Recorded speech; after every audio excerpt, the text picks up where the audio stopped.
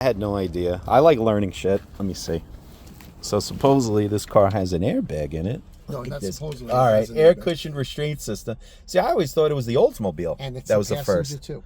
What? Look, there's no Are you glove box. serious? No glove box. So wait, how does that? What? It's for your knees? It's an airbag, like what we Yeah. know. But this is 1975. Get the. Oh wow, that is freaking cool. Take a close-up picture of that, of the. Oh yeah.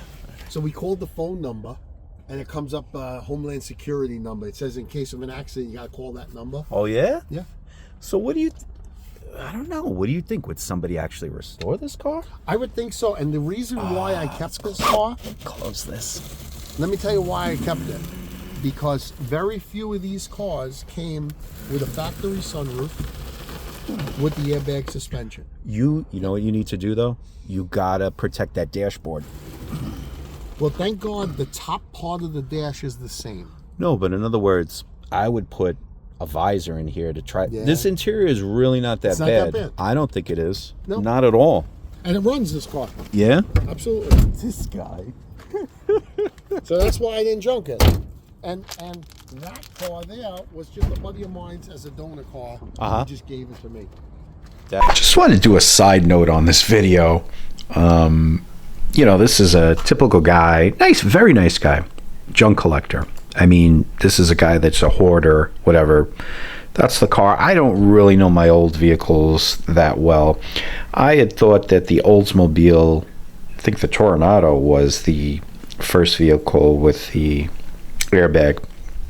Then he shows me this car, but this was the shape of it, except in blue. And I was trying to do a little research on it. And you know what's funny?